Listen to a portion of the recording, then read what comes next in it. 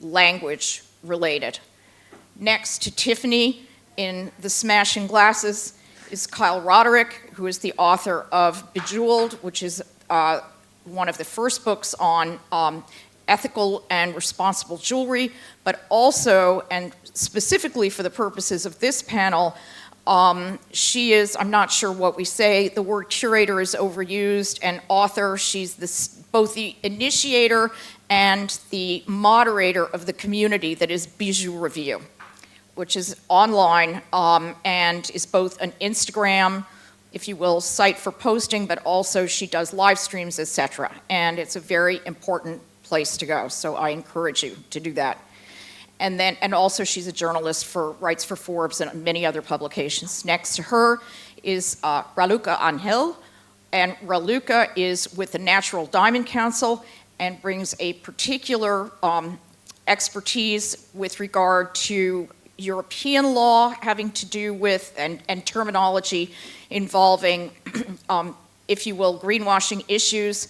And so we're delighted to have her with us as well. So this is the group. And what our remit is basically to ground this in principally the social media platform that is the largest vehicle for the material we're going to be talking about is Instagram.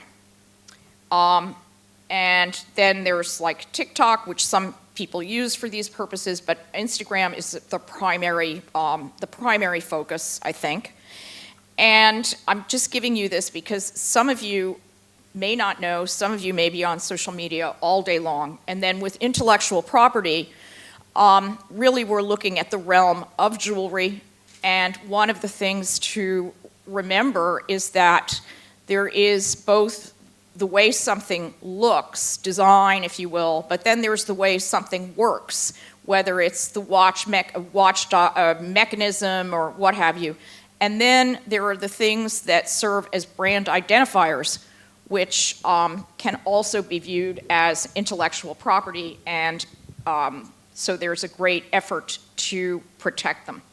So having done that little bit of introduction, we're going to have 4 sort of foci for the conversation. And my first question is for Marco and for Tiffany.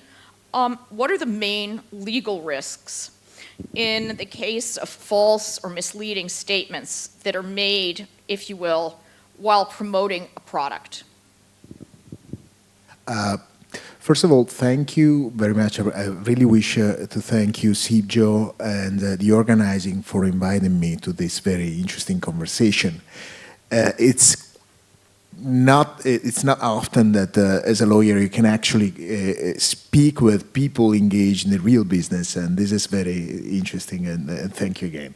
So the idea of a social platform, Instagram in particular, is a particularly appealing way to promote a business, even in the jewelry business, in the jewelry industry. But it has begun as a kind of a unregulated area. It has become clear that there are several and very significant legal risks in doing that the wrong way. If you follow the Italian landscape, there have been very prominent cases recently, but they have not been the only cases. We have had, like in France, for example, a legislation that regulate influencers, and there have been cases like sanctions against fashion models, Nabila, that was sanctioned for unfair commercial practices. And this is the first and main problem. Communication on social media must be done responsibly, because doing it the wrong way could lead to significant sanctions that have been, and there has been like the idea that there is a particular focus and attention by a competition authority or communication authorities. If you follow the Italian landscape, you have for sure heard about the Ferragni case, but there has been the Nabila case in France.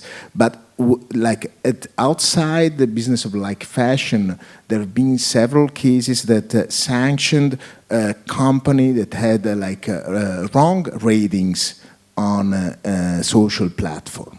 And the sanctions can be huge and can be widespread, because one of the most appealing aspects of Instagram and other social platforms is the easy reach. You can reach basically the entire globe, but you also reach the entire wide range of communication and competition authorities. So those who want to promote themselves on the social platform, they must build an awareness and must be very careful, because sanction can be very, very important and on two aspects, like public enforcement, but also, if any, consumers' private enforcement. Do you want to add to that? Sure. I think you make some great points about the cross-cultural, cross-country reach of social media. Unlike, I guess, the old days, if you were taking out a print ad or something in different countries, you know exactly who you're communicating to. But now it's everyone, and you're sort of caught up in whatever is the most harsh enforcements. Thinking specifically about the U.S. market, we have the Federal Trade Commission, which always has an eye on protecting the U.S. consumer. And when they're doing that, they're thinking about what is the average person out there who's maybe a bit distracted, looking at more than one screen at a time, of sort of average intelligence. How are they understanding what you're communicating to them? And are you being deceptive to them in any way, shape, or form?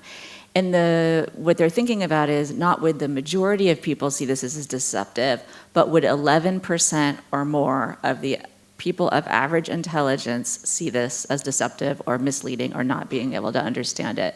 So that's sort of the overarching standard for all advertising in the US that the FTC looks at. They're particularly interested in industries which are complicated and expensive. And we check both those boxes in jewelry. So we sort of have an even higher standard when we're thinking about how we show up on social media and advertising. And I would also mention that this is an ever-shifting landscape. So of course, social media now, it's been around for a while, but we've seen action from the FTC just in the last year, where they've widened the scope of what an endorsement or an influencer is.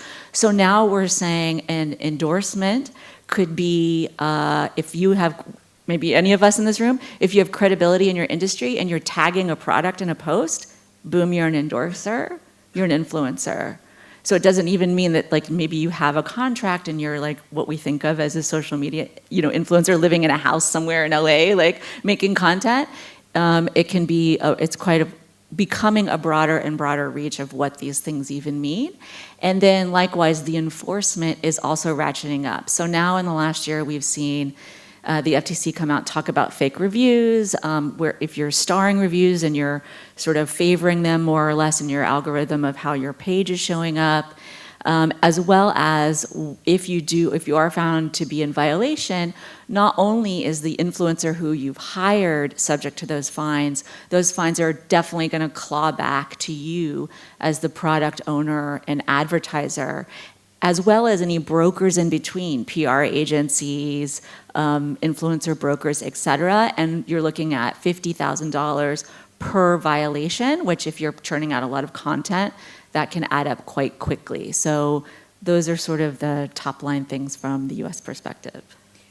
One of the reasons that we're focusing on this is because the obvious remedy is the courts, but for many reasons, that may be inexpensive, ineffective, impossible, something you want to supplement. I don't want to suggest by this panel that we're ignoring the legal system, far from it.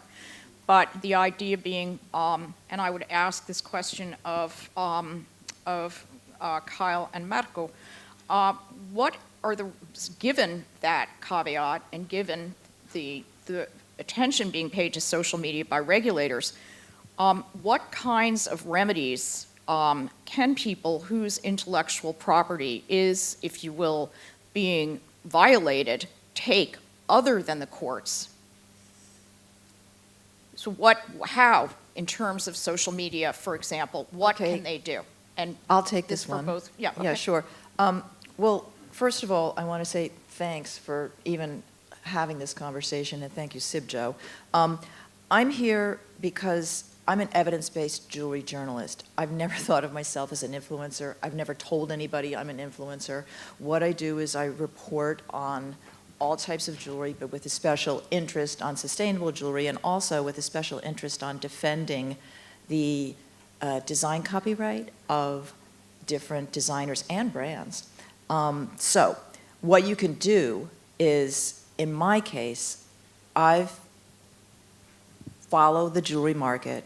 I'll see somebody, there's a very famous case, Daniela Villegas, a Los Angeles-based designer, brought out some pieces on pair of earrings they were sold on Net-a-Porter in 2015. They were one of a kind, very valuable colored gemstone earrings, right? They sold for like 19,000 euros on Net-a-Porter. And then 4 years later, they showed up they didn't show up, but 4 years later, a very similar looking pair of earrings was sold on the Home Shopping Network website. Well, I just posted the photos side by side to say, and then I wrote down the facts. These were designed by so-and-so. They were sold on Net-a-Porter for 19,000 euros. Here we are 4 years later. Do you see any similarity between these two designs? Well, there was a tsunami of comments from people. Many of the people who follow me are designers, independent designers, but also bigger brands, and they, on their own volition, started tagging and spreading this and sharing it on social media. It went to thousands of people, and 32 hours later, those earrings were off the website. They had been removed from Home Shopping Network. So my point is that people like me who are more jewelry journalists, they can use social media, but specifically Instagram, to shape legal remedies without a lawyer.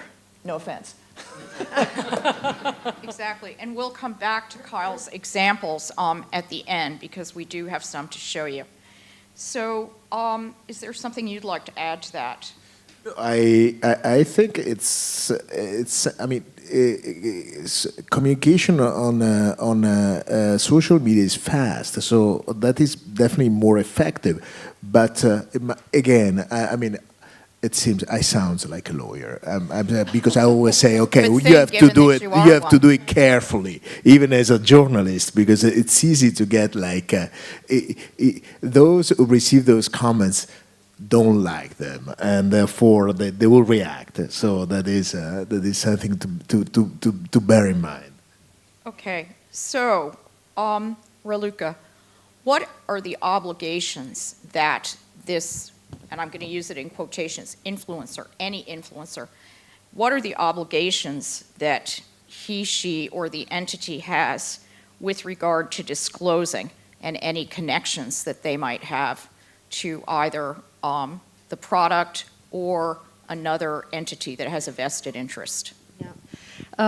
Firstly, I'd like to say just a couple of words about the Natural Diamond Council for the ones of you that don't know it. It is the largest organization that communicates directly with consumers. We do category marketing for diamonds.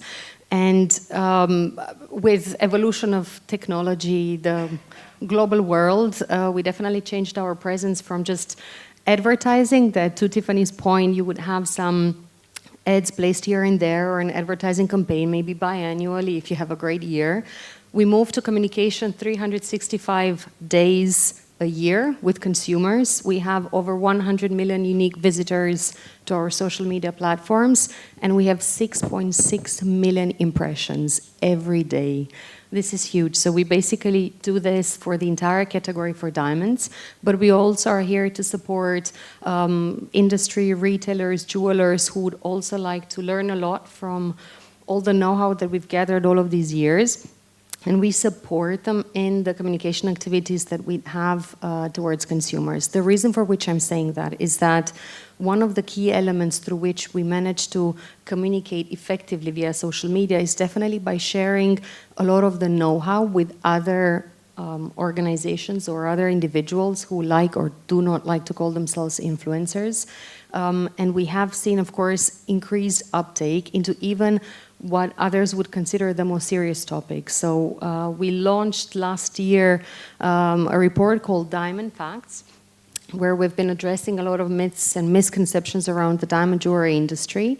And we, of course, also created our own social media campaigns and communication campaigns. And we also started collaborating with influencers and contributors. Right, but can I take you back to the question, which Yes. is, So for what those obligations for disclosure does the influencer have with regard to their company, the product?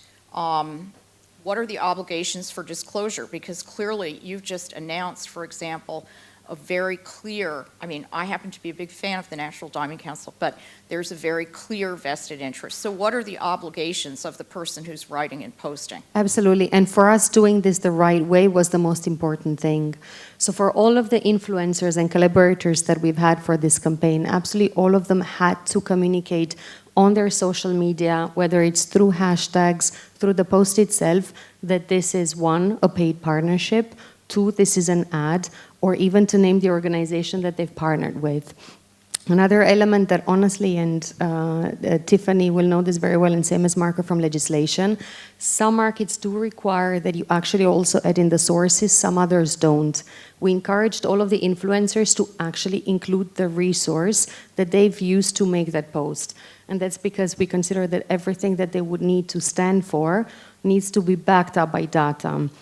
So that was, let's say, a request that we had from them, and it's not necessarily a link back into us, but actually also getting them in the framework of being transparent with the sources of the information that they're putting out there.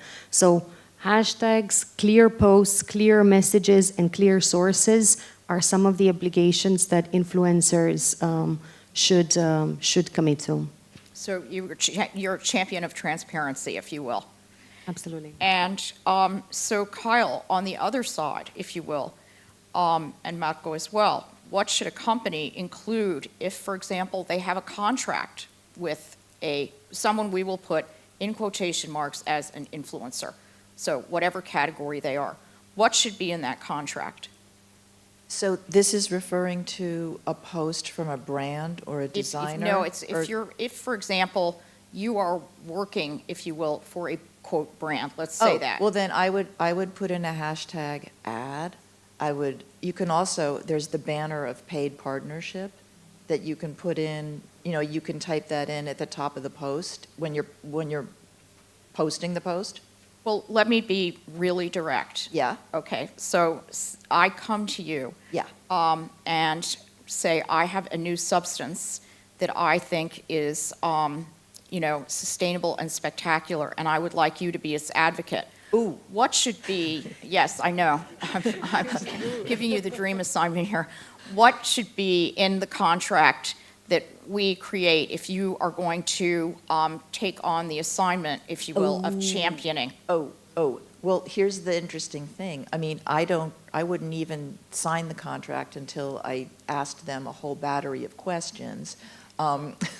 There is such a thing as third-party certification standards that exist for, let's say, lab-grown diamonds. In the case of, some of these things, at least there's SCS 007 has it's a global standard certification, so in other words, I would look for things like that. I would look for, watch and jewelry initiative things, or obviously, you know, I mean, Right, but I you're- couldn't even sign the contract until I probably spent, I don't know, maybe 4 or 5 hours making sure that But they're, my question isn't about your due diligence. what should be in their contract. Yeah, what should be in their Oh, contract? they should say that, like, you're not, that me or the journalist or the influencer or the hired brand advocate has no legal, you know, is protected from any legal fallout if they're repeating or using language from the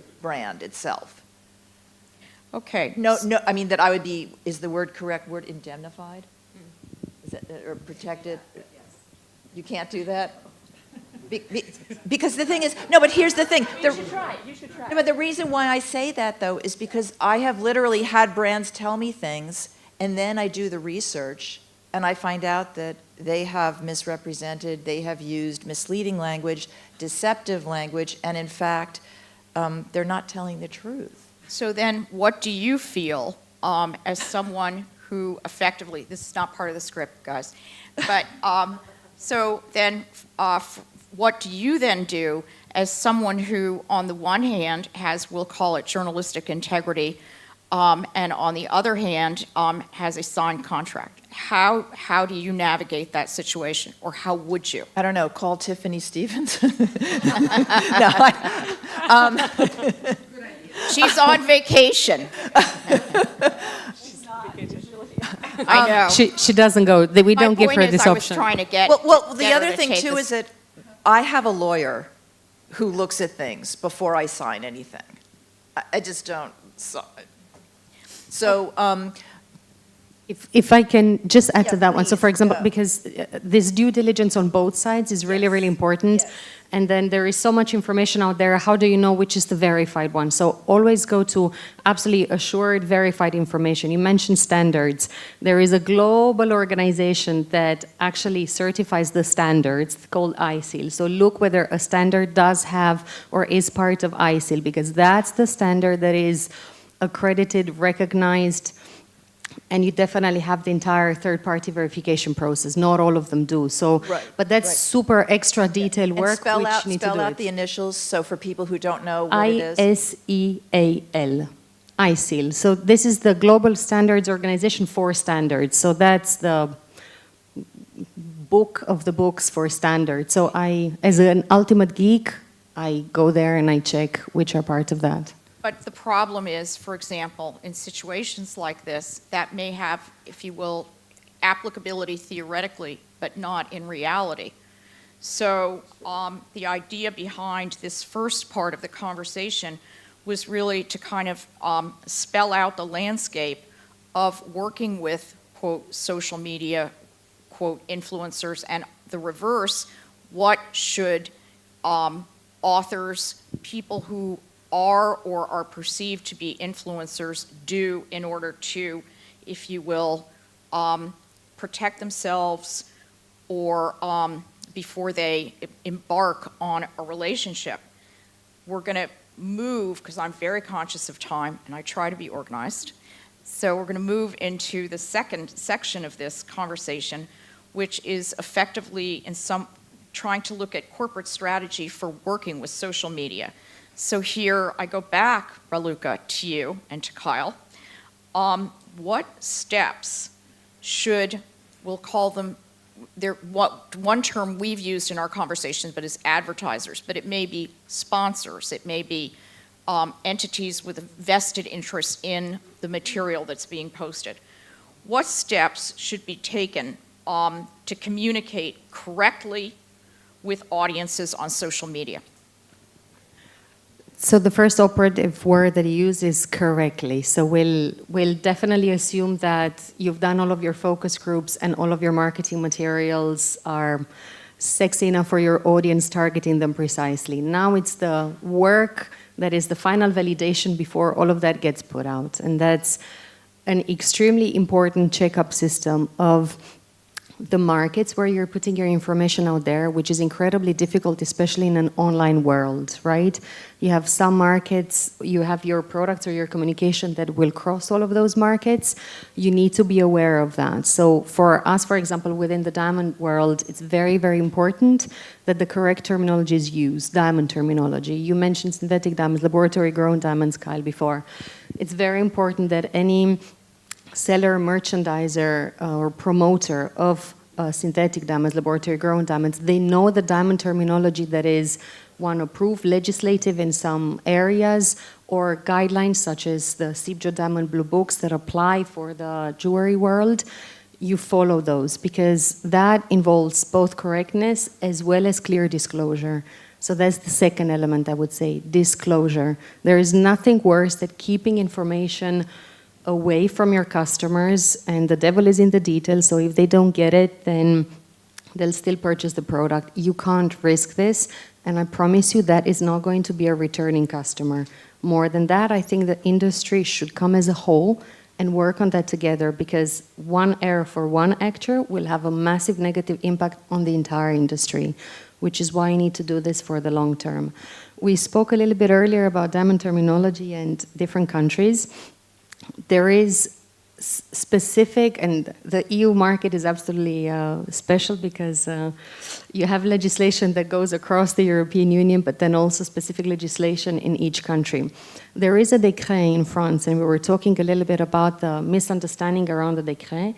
This décret, it's a piece of French law, stands for the gemological world, pearls, a lot of metals are also covered in that. And it's a décret from 2002, very old.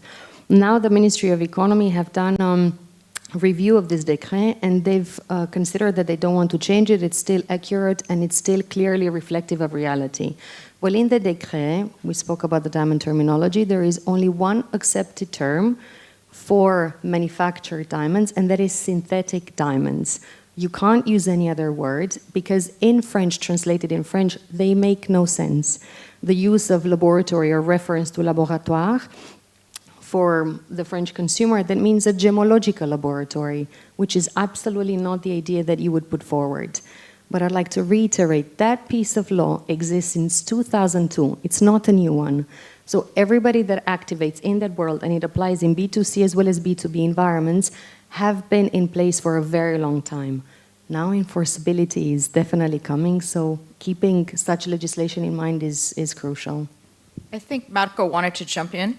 No, yeah, I had like a thought while you were speaking. I think that the idea, when you say what a company has to bear in mind when it deals with an influencers and vice versa, I mean, the main issue here is who control the process of communication. It's not an easy one, because sometimes a company likes that influencer, and the influencer is very jealous of the freedom of drafting and crafting their content.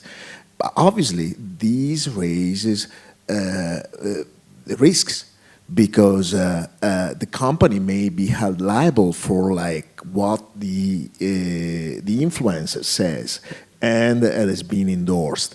So when you say what you have to bear in mind, it's very difficult to say it in general, because the dynamic here is who controls the process of communication.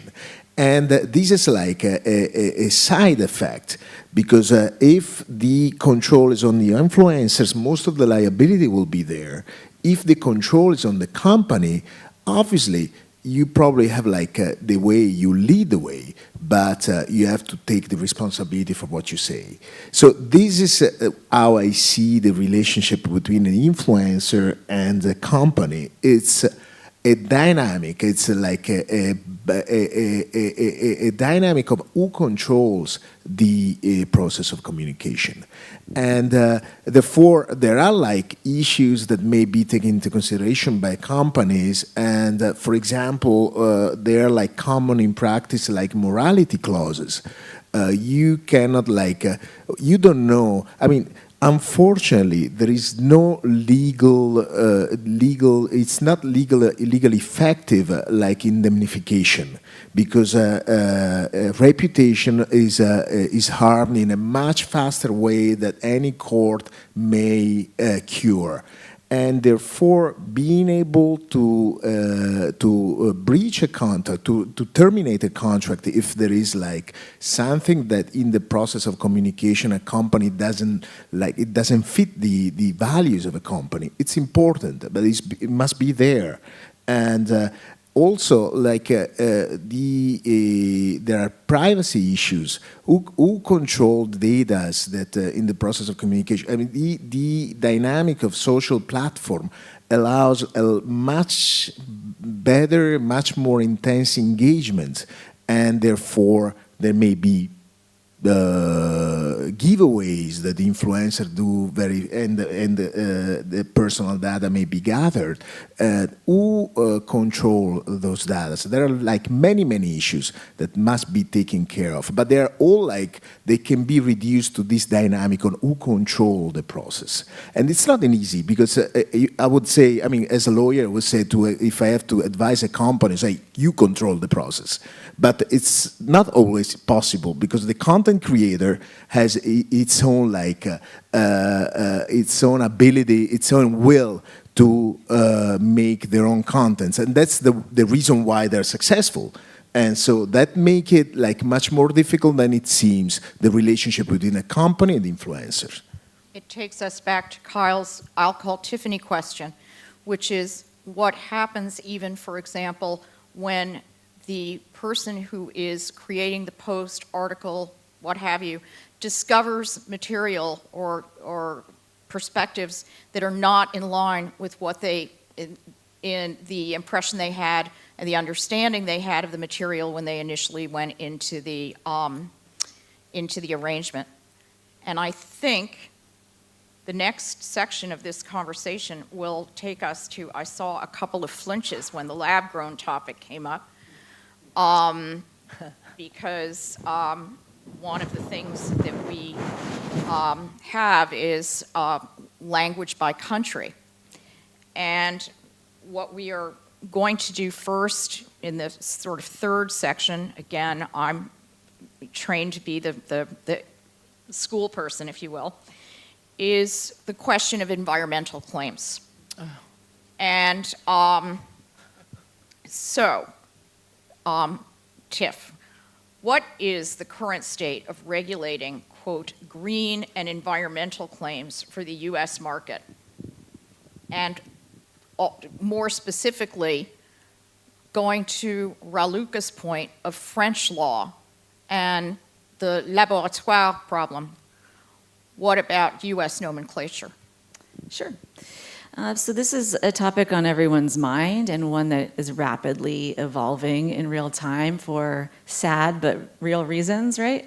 The reality that we have in the US market is that there are not a lot of regulations around this. It's still really essentially the Wild West. Unless you're getting into fraud, you really don't have limits here. So there's lots of players out there making claims sort of all over the place. And that's been the case, and I think people have gotten complacent with that. This is the reason that we sort of came up with this whole panel and the title, because people used to reach for environmental claims and even action behind it as a sort of halo to show that they were doing good things, right? And then everyone just sort of started doing it because it doesn't really mean anything, so why not just sign on and get a few more customers, right? If you're a nefarious player, why not? We've seen as actual regulation is really starting to take shape now. So in the US at the moment, the Federal Trade Commission is rewriting their so-called green guides. That is what defines and regulates environmental claims for advertising across anything that touches the US market in all industries. So the JVC was really active in bringing industry together to put together our view at this first stage of what we want these changes to be, and will continue to be part of that process, which will likely stretch on for at least another year before we get final rules and a new reality for the US market of what green claims mean, will the word sustainable finally be defined. what will happen with carbon offsets, what's to be with third-party certifications, will they be legitimized or not? So we're in this process of defining our reality. And what's interesting, I think, and that I really want to underline for you, particularly if you're affiliated with a large company or a company that has a lot of resources and a lot of reach, while we're forming these new regulations, what's happened is all the action right now in the US is in something called class action lawsuits, which I think is unique to the US, where a group of people can get together, a handful of people, thousands of people. A lawyer organizes them and brings a lawsuit on their behalf. So you can imagine if there's thousands of people, you can ask for lots of damages, lots of money. So this is happening all over the US right now for green claims, greenwashing. So there's been, and then, right, we're litigating this in different courts in different states. So then we're getting mixed messages. One specific example, just so people can anchor their head around it. I'll get to an example in just one minute. There are different examples in fashion. So H&M is one, and we're getting conflicting information. Some courts are saying this is okay. Courts in other states are saying this is okay, this is not okay. So we're getting, you can guess the states. California is going to probably say it's greenwashing, whereas in another state, they might say, oh, it's fine, we don't care about ESG, right? This is our American problem, to say the least. So this is playing out right now, and I think if I were affiliated with a large company, I would really be watching what's going on with class action lawsuits and really identifying my own risk in any kind of advertising that I'm doing. The example that I'll point to that just came out last week out of the Southern District of New York is Danone Evian, right? So they had a carbon neutral claim on their water. And there's a class action lawsuit against them. They did do third-party certification. The court said that's not enough. The average consumer is not gonna go look at 2 websites, figure out what this means. You put carbon neutral, you better be carbon neutral, and anybody knows you gotta fly the water. Like, you're disqualified immediately. There's no way you could be carbon neutral. So that's kind of, for the US, that's kind of shocking and much more progressive than we've seen in the past. And so, I think carbon offsets in general, it seems like any kind of carbon offset claim, these class action lawsuits are really coming for that, and we know that the FTC is also reconsidering carbon offsets as a valid environmental claim in general. So don't rely on carbon, the days of relying on carbon offsets are probably over, and you might even have liability for it going forward. So that would be the most relevant recent example. You just actually brought me back to a question that I had when you started talking, which is about defining our current reality. Because isn't there a problem also that, language changes, so we constantly are redefining, if you will, our reality based on, if you will, updating definitions, and one of your problems of 2002 and updating regulation. So my next question, Raluca, is for you. So you used a term in our conversations that we are all dying to know more of. So from greenwashing to green hushing, how can we avoid this transition? What is the differentiation between greenwashing and green hushing? And what is the definition of green hushing? So green hushing is the moment in which you realize that all the efforts that you actually do and all the work that you actually do don't end up being communicated. You're too afraid to actually show the things that you're doing. One, because you might have been attacked online. We all know our friendly trolls online that can challenge a lot of your claims. Well, if many of them jump on you or they jump on your influencers, your collaborators, they will back off, they will be scared, and they will go towards green hushing. For me, green hushing is incredibly dangerous because I absolutely hate race to the bottom. I hate people saying, oh, but that guy is doing a bad job and that guy is doing a horrible job. No, my friend. I want you to tell me how you're doing the best possible job for your organization, for your product, with your resources. So I think we need to really fight against green hushing. It's 100% possible that you communicate your real impact, you show how you walk the talk without falling in the trap of greenwashing. And that's being done by actually having sources to back up any possible claim you're making out there. It needs to be verified, it needs to be communicated. And to Tiffany's point, exactly what you're saying in the United States is what's happening across the EU, and I would add the friendly country of the United Kingdom, exactly following the same principle. Carbon neutral, net zero claims are understood by consumers globally as an organization that has no impact or even does amazing things for the environment. But when they are told that that tag is actually given to an organization that does 90% of their activity offsetting in the best case scenario, they get totally disappointed. That can't hold water any longer. UK already has legislation in this respect, both from a capital and markets authority as well as from an advertising standpoint. And now a lot of these agencies actually started applying it. So the application, the enforcement of this legislation needs to take place, because otherwise, again, the companies that are doing a great job aren't rewarded. It's the guys that are doing the bad job that are getting away with it, and that you definitely don't want. And in the EU, absolutely fresh off the print, last week in Strasbourg, the European Parliament has approved the Empowering Consumers Directive. This is a directive that sets the ban on general environmental claims. This is totally done for consumers so that they know that when they're looking at a product, they will feel confident in the tag that they see, because honestly, our consumers have heard so much about each and every company being sustainable, but actually they don't when you look into the nitty-gritty details. So that sets the standard on the claims that you need to make. So no more sustainable company X, and that only covers a small part of their business. You actually need to integrate that for your business. And whilst, of course, you have the bigger players that will always be the first ones to be looked at, Marco mentioned social media. On social media, you can become viral if you have a marketing budget of 10K a year.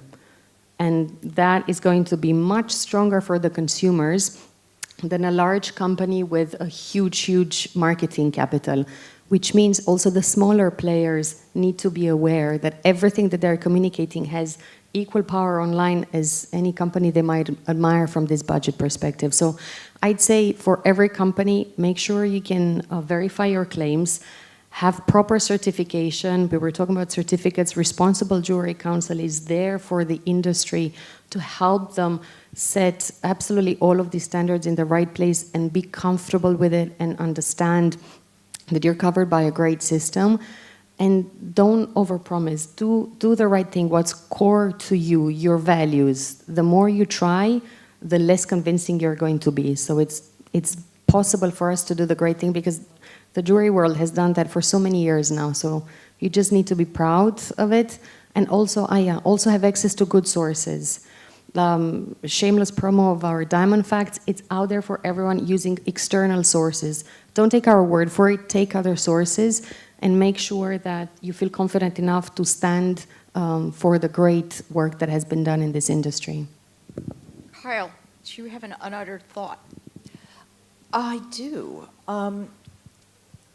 I believe that there's a disconnect in the fashion media and in the luxury media, because there's a failure to report on all of these things that you're talking about. And actually, I think that consumers are so confused now that there needs to be more of a commitment on the part of editors, content producers, content creators, to interview you people and to cover you people. And I mean, there are some people like me who cover these issues. I write for Forbes.com. But, you know, if the media won't commit, if the media owners and global people, and even these like global holding companies like Kering Group or Richemont or whomever, you know, they need to be hiring writers and journalists to talk about this. I mean, they're not communicating it to the public. That's my thought. Much appreciated. So in Come to us, we'll responding to help that you. thought, I wanted to ask Raluca and Tiff, what legislative initiatives are coming our way that the companies that are hiring and those that are writing and influencing should be aware of with regard to the so-called green space. I'm just gonna, I hate that shorthand, but I'm gonna use it. I'll jump in because I think you have more to say. FTC is doing green guides, and then if you're concerned, if you're in the U.S. market, I would just put like almost all your attention on California because they are leading the way, and the U.S. government, federal government usually follows them, and you're going to have your most restrictive environment in California, as well as maybe one of your biggest, if not your biggest, consumer market. So there's lots of, like, if we're talking about just legislation being done at the state level there that's leading the way for the U.S., but our friends across the Atlantic have a lot more going on that we're trying to catch up to. So if you want to. And you know what I was thinking? It doesn't happen very often that cross-Atlantic legislation is aligned so nicely and so timely. So it definitely clearly shows that there is a need out there. So I mentioned the Empowering Consumers Directive, which was just adopted. And you also have very much connected to that one is the Green Claims Directive. So the Green Claims Directive comes to support the Empowering Consumers Directive within the European Union, and it absolutely looks at all of the information that you need to gather to use to back up your claims. So that's really spot on, a clear explanation of all the information that you need to gather and what you need to basically put out there. They're definitely watch this space, and I would say use organizations such as JVC to support you to navigate that, because again, a lot of you communicate online, which means you will get into various other areas and markets. Whilst governments are putting a lot of great information out there, use the organizations that you already have within the industry to support you in this process. So there's a natural transition here, if you will, from talking about greenwashing, green hushing, issues related to the much abused quote unquote sustainability category to intellectual property, because it is arguably a dimension of natural resource, although intangible, that needs to be protected. So we need to broaden that definition and protect it. And what I wanted to, in this section, specifically do, trying to leave some time for Q&A, I'm very mindful of the clock that's so conveniently placed there. Marco, we would love you to talk a bit about Diet Prada. In doing my research prior to embarking on this, I came upon the following quote.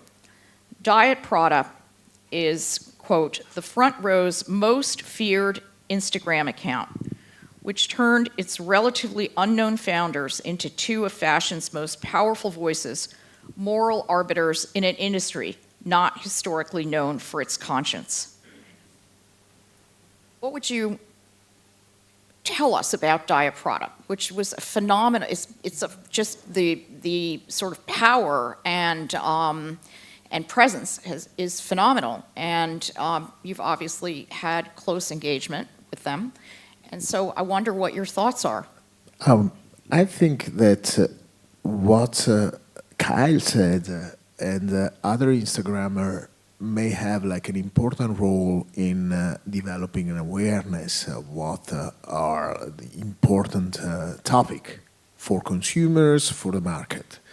And important evidence. Yeah. It's about giving the followers and the readers facts and evidence, not opinions. Exactly. And this is like the approach that, it's an approach that has like value, and but may have like economic consequences, very, very important economic consequences, and therefore must be carried out with the right attention and in a very neutral way and in a very aware way. So what Kyle said and leave the audience the opportunity to understand and to form an opinion. And that's important. And the danger we have with the social platform is that the dialogue, the conversation cannot be, it often is not thoughtful. It is immediate. And therefore, it's important. And obviously, Instagrammer and company must be aware that behind the message, behind the curtain, there are people that work every day to create a model, and it must be appreciated for what it is. And therefore, I think what they did, but they're not. They are developing a much greater awareness of how the message must be put forward, and a critical message. Obviously, the creativity process is something that must be protected and incentivized. It should be new. It should. So there is this new approach that must be incentivized. And what Kyle did also. I mean, it's the right approach. That's what I think. So, Kyle, what I would like to do now is use technology, going back to session 1, and bring up some images that are prominent cases involving jewelry designers who successfully defended their copyrights, so that you can perhaps discuss the ways that this was achieved. And hopefully, this is going to work. I'm ready. Oh, cool. Right, so here's what I referred to previously. On the left, you've got these earrings, that original one-of-a-kind design by Daniela Villegas. And as I explained, they sold a couple years ago for approximately, 20,000 euros. Okay, that's the first part of the facts. Second part, a couple years later, these were. Just tell me when to go. How shall I put it? These Home Shopping Network brought out a pair of earrings that looks rather similar. But note that I don't make any accusations. I just say, can you just look at these images and tell me what you think? Do you see similarities between these? And Just look, a little bit of fact 2 is obscured, but there's fact 1. Yeah, Fact 2. facts part 1 and then facts part 2. But the thing that was so fun about this is that, like 1,700 people liked it. And then I told people, go ahead, Lisa, please. And then I said, and I also tagged another jewelry reporter, Third Coast Gems. We like to report on brands, and we like to support independent design. So I said, hey, to help support Daniela Villegas and her earrings, do you want to copy and paste this comment? I believe in respecting and protecting jewelry designers' copyrights. And send it to HSN. And so, the next day, those earrings had been removed from the website. So that was a pretty good response. 102 comments. Oh, this is a really classic one. This is another one involving Home Shopping Network. Okay, so Hannah Bernhard, as some of you may know, is a super skilled, they make handmade high luxury jewelry with Swarovski crystals, and they hand set everything, and they make everything's handmade. Okay, they don't have anything made in a factory. So this is a brooch that they actually sold to someone who then sold it to the woman, Iris Apfel, who's a sort of geriatric starlet. and she had a line of jewels. For HSN as well. Yeah, and she had a line of jewels that she brought out with HSN. And when they did a press preview, I got it, because, they send me the press previews whenever they have new jewelry. And I thought, gee, that's kind of funny. That looks a lot like the brooch, and if you can go ahead, that Hannah Bernhard made. And do you have the photo of Iris Apfel? Pardon? Because there's even a photo online of Iris Apfel wearing the original. If we Oh, have okay, so that. we don't have it. But so there was this it was all over the internet. I wasn't the only person talking about this when it happened. There were like all of these fantastic, brand advocates who were saying like, what is this? So again, it got taken off the website And within 48 hours. One of the ironies here is if I tell you something about Iris Apfel, you will know immediately who she is. She is a very distinguished-looking, shall we say, older woman with close-cropped hair and ovoid, thick-rimmed glasses. So she's a bit like Edna. She herself has become her own parody.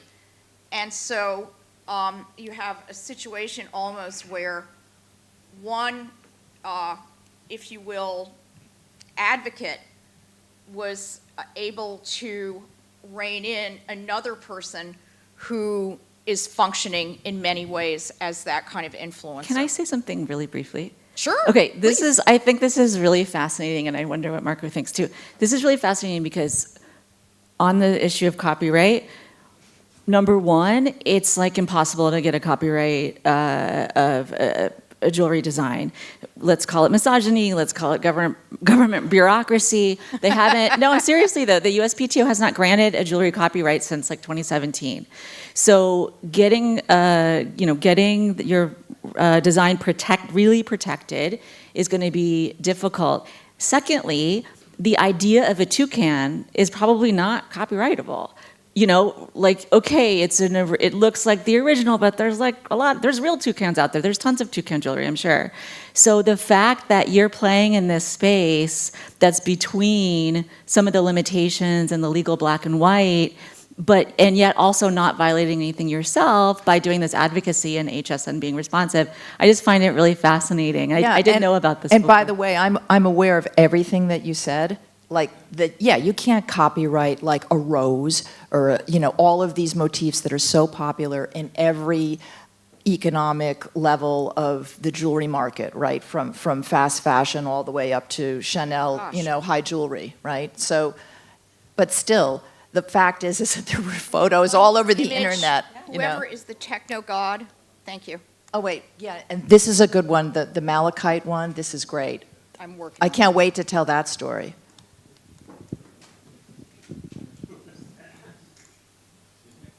Okay, is it not? What a pity. It froze. It's coming. Oh, okay, great. Pray to Do the, something? He's pray to doing the something. jewelry gods. Okay, next. Okay, so there's a designer, a heritage design brand called Tony Duquette, based in Beverly Hills, California. The founder was Tony Duquette. Hutton Wilkinson is now the designer and creative director of that company. So he makes jewelry, a lot of it sells. That's a malachite and tourmaline and emerald bracelet. It sells probably for, I don't know, $300,000. And he walks into a store one day that shall remain nameless, and he sees lycra swimsuits imprinted with, this is a photo from one of his books, okay? And the photo of his jewelry is like all over these designer Italian lycra swimsuits, and he's like, his head explodes. So he did not have the money to hire a lawyer, so what he did is he got an attorney on a contingency basis to say, like, do something about this, because I have clients all over the world who have paid, six figures for my jewels, and now they're on lycra swimsuits. The photos from my book of the jewels that they own. So this attorney totally succeeded. He got a huge financial compensation, but because part of the deal was he had to sign an NDA, he can't say who it was, I can't say who it was. But, and that has happened to him not once, but it happened again to him.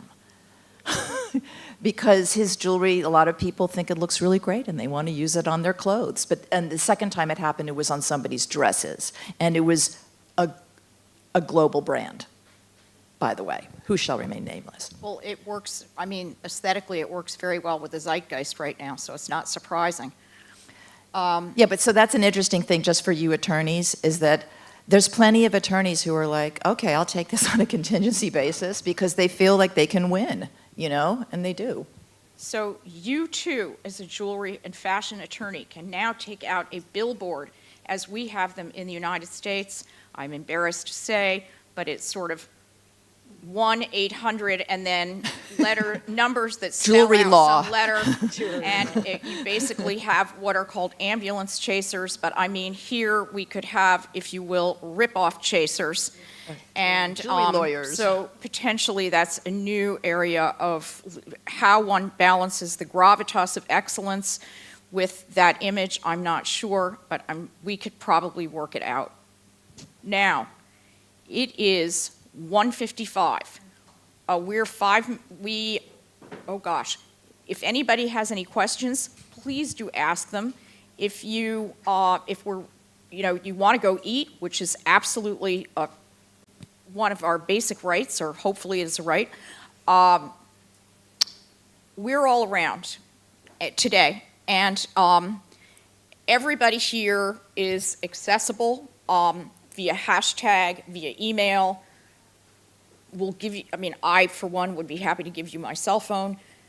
Please, let's continue this conversation, because we have only just begun. And with all these issues related to AI and the whole idea that we're going to outfit virtual avatars and create $7 million parures for them that, no one's even going to wear, there is regrettably, in this respect, nowhere to go but up. And at the same time, you have to manage what seems to be a kind of ridiculous pursuit with the gravitas that is required. And I, for one, would say that jewelry is more than just an adornment. So there's a lot more at stake here. And so we invite you to join this conversation, and we will strive to find a way to have a part 2. Absolutely. Lisa, if I may just add Sure, please, just one element on like guidelines, and what Kyle also showed here is also the power of a community standing together for elements of value and importance.